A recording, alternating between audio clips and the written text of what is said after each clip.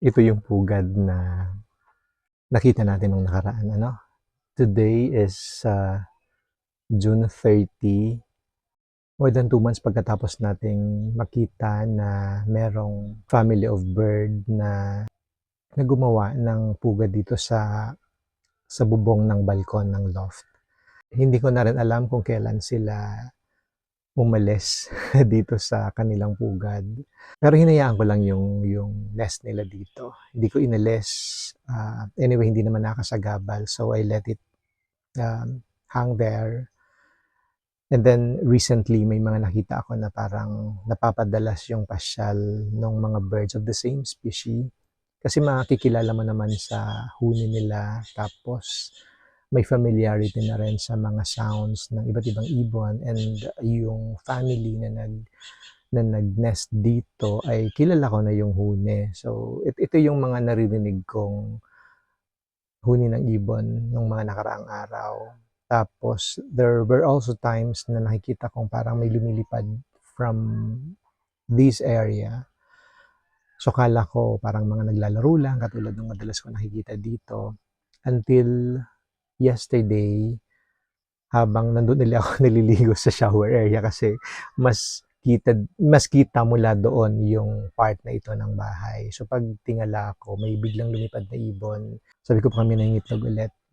And bago pa ako nakalapit doon sa nest, naririnig ko na may naririnig na akong chirping ng inakay. Maliit na sound lang, so alam ko na merong laman yung pugad. So hindi ko na tinignan kasi baka ma-distract. Ayoko rin naman na maramdaman nila na merong tumitingin, or ayoko maging threat sa kanila kasi baka, alam mo yun, madala. Gusto ko na rin na dito sila nag-start ng family nila, dito sila nangingitlog, dito sila naglilimlim hanggang sa mapisa, hanggang sa ma-hatch na yung itlog, dahil nakakatuwa na napili nila yung tahanan ko na maging tahanan din nila. Habang nagkukwento ako sa inyo ngayon, merong lumilipad na ibon, 2 ibon dito sa may paanan ko. Di sila makalipad malapit doon sa pugad kasi nga nandito ako ngayon. But I think magbibigay sila ng pagkain doon sa inakay nila, no? Kaya tatapusin ko muna itong pag-share ko sa inyo ng kwento. Natuwa lang ako, kaya sabi ko gusto ko nang ma-share kaagad sa inyo dahil it's very surprising na bumalik sila. Na pwedeng hindi sila yon, pwedeng hindi yung dating nanirahan dito. Baka naikwento sa ibang kasama nila na pwede sila ditong manirahan. And I'm very glad. I'm more than happy to welcome them here sa bahay ko. Pakiramdam ko nga, ito na yung transient house ng mga ibon dito sa lugar namin. So, titigil muna ako sa part na to ng kwento, and then hayaan ko muna makalapit yung parents doon sa inakay para mapakain nila. Hindi ko na i-stop yung camera, hayaan ko na lang siyang tumakbo para makita nyo yung kinukwento ko. Bye for now. Thank you. You sheltered me from harm, kept me warm, kept me warm. You gave my life to me, set me free, set me free. The finest years I ever knew, for all the years I had with you. And I would give anything I own, give up my life, my heart, my home. I would give everything I own just to have you back again. You taught me how to love, what it's all. You never said too much, but still you showed the way, and I knew from what watching you. Nobody else could ever know the part of me that can't let go. And I would give anything I own, give up my life, my heart, my home. I would give everything I own just to have you back again. Is there someone you know, you're loving them so, but taking them all for granted?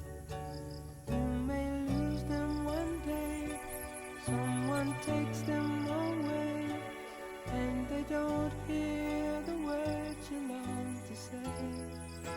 I would give anything I own, give up my life, my heart, my home.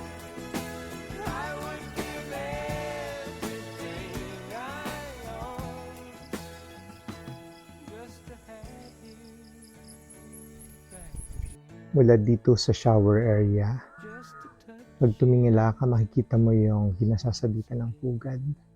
Kaya ako nalaman na may bagong family na naninirahan dyan dahil kitang-kita mula dito sa shower area yung pugad.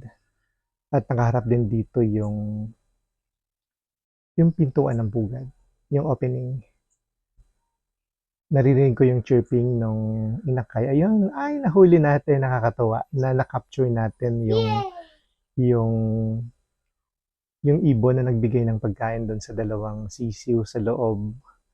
Very timely, no? Nakakatuwa na timingan natin yung pagdating ng parent at pagbibigay ng pagkain doon sa inakay.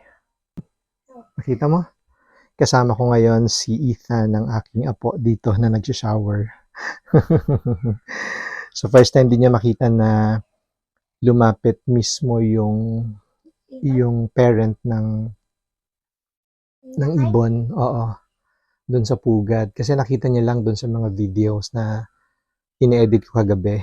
But this time around, nakita niya ng actual yung pagdating ng magulang ng ibon.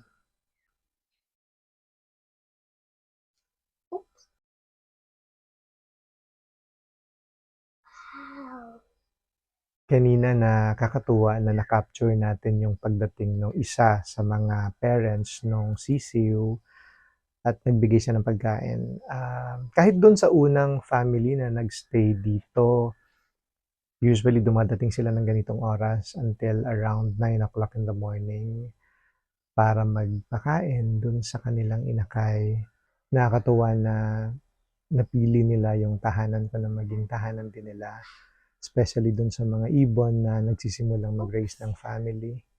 Sana makwento pa nila sa iba nilang kasama na safe yung lugar para sa kanila at ma-encourage yung mas marami pang ibon na dumaan dito, pumasyal, at kung gusto nila, pwede silang manirahan dito. So yan lang muna until our next adventure with our feathered friends. Bye! Bye. Si Ethan.